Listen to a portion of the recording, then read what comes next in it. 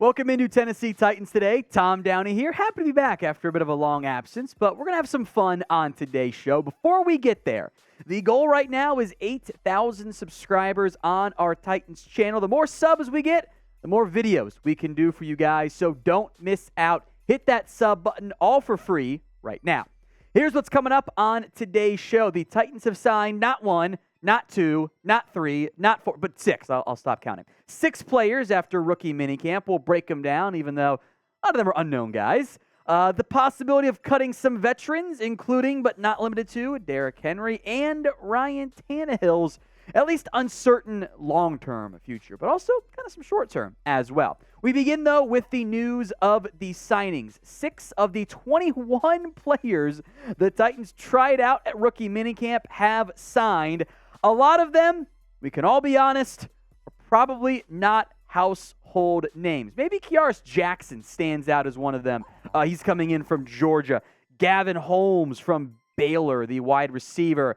L.J. Davis, Northern Arizona University, NAU right there. Garror from Louisiana.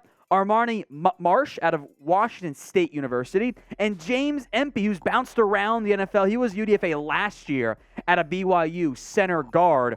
Look, 2 receivers, 3 corners, and an interior offensive lineman. We don't have to lie.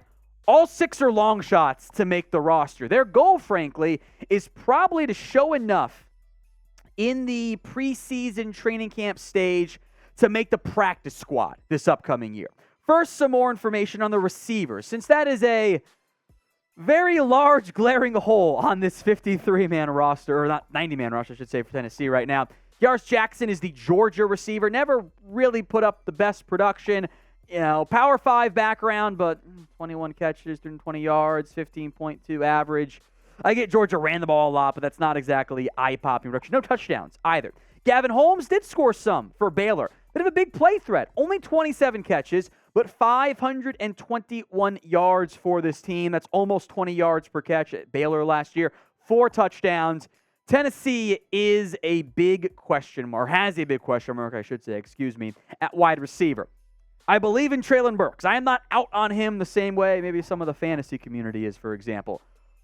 But boy, the rest of this room, I go, Nick Westbrook-Akina, Kyle Phillips. I think it'd be a nice slot for you, but I don't think NWI is wide receiver 2 material. I think he's wide receiver 4. You don't have a 2 right now. Maybe Racey McMath breaks out, But Jacob Copeland, Roberson, Ace Kinsey, those guys do not move the needle. Now, it does give guys like Jax Holmes a shot at making the roster, but I kind of want to sign a veteran right now. If I'm going to play Will Levis at all this year, if I want Ryan Tannehill to have some more success this upcoming season, I can't have Nick Westbrook going to be my number 2 receiver. I don't think that's good enough. You're going to run the football a lot, I know, and you're going to want to force feed Treylon Burks. You need more talent around your quarterbacks and your offense in that wide receiver room. So I think pretty clearly wide receiver is the biggest need right now for Tennessee. You can still vote in some offensive line, some defensive pieces, I'm sure. But what do you think the biggest need right now is for Tennessee? It's the pinned comment on today's show. So if the ad break comes here on YouTube, take advantage of it. Head down there and let me know. We'll talk roster moves with releases now, as ESPN has predicted the possibility of cutting some big-time veterans post-draft. We'll break down what ESPN wrote, beginning with this. 3 of Tennessee's 4 players with a cap hit north of $10 million might not be on the roster week 1. Really now. Quarterback Ryan Tannehill and running back Derrick Henry are entering the final years of their respective deals and have declined from their peaks over the past season and a half. We'll talk about some of these guys in depth in a little bit here. But they also wrote safety Kevin Byard was asked to take a pay cut after a disappointing season and refused, leading to speculation Tennessee could move on from the 2-time first-team All-Pro. It really depends on what you're trying to do as an organization. What are your goals right now with what you want to do this year, what you want to do next year, what you want to do 2 or 3 years from now? And how you determine your long-term, short-term goals directly impacts these 3 players. So let's go in depth on each of them here. We'll also go more in depth later on Ryan Tannehill, by the way. But short-term, look, he's still your best quarterback on the roster. And I don't think the team is constructed in a fashion with the way they've treated Malik Willis to go, yeah, we can just cut Tannehill.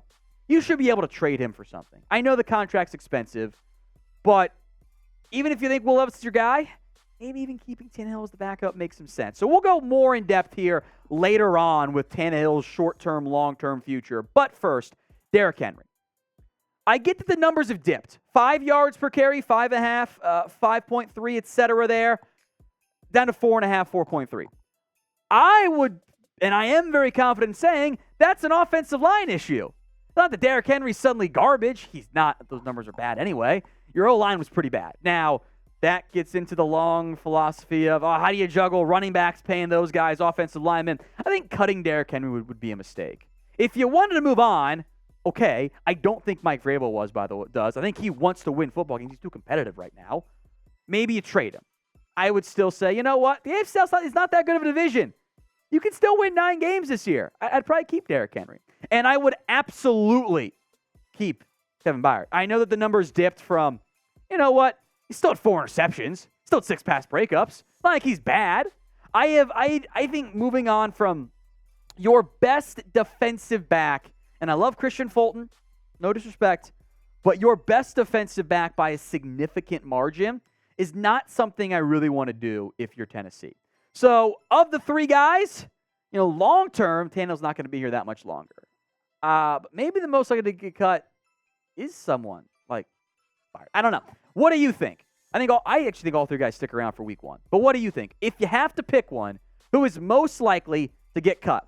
R for Ryan Tannehill, D for Derrick Henry, okay, Kevin Byard, who Deion Sanders still does not know. Sound off in the comment section right now. Coach Prime catching strays for no reason today. Either way, let's go back to Tannehill here. Bleacher Report thinks Tennessee will cut Ryan Tannehill. But will they? Here's what Bleacher Report wrote. No, this is not expected, but there is a path, unlikely yet not improbable, that Tennessee moves on from Ryan Tannehill. This hypothetical means second-round pick Will Levis absolutely dazzles in training camp. When the Titans end up choosing to start Levis as a rookie, Tannehill would request a release or trade to head elsewhere. That part does make some sense in terms of if Will Levis becomes your starter, which I don't think happens this year, or at least not in week 1, then yeah, Tannehill might want out. But then who's your backup? I don't know if Tennessee trusts Malik Willis at all there. And unless they add somebody else as a veteran, even someone just like a Carson Wentz to get on the roster or a Teddy Bridgewater makes a lot of sense. If they do that, then I could see a scenario in which Tennessee starts to go, maybe we will move on from Ryan Tannehill this year. But I think that window kind of passed. Unless there's another injury elsewhere, I just think it's massive for Tannehill. I do think bringing Levis along slowly, not rushing him, throwing him into the fire, I think does make the most sense for Tennessee. So prediction time, folks. Will Ryan Tannehill be the starting quarterback for the Tennessee Titans in week 1? Sound off with those predictions. Y for yes or N for no. If you have not already, please subscribe. Made it all the way to the end of the video means you like what we're doing here at Titans Today. So then subscribe so you get more free videos all off-season, preseason, regular season, and postseason long on the Tennessee Titans.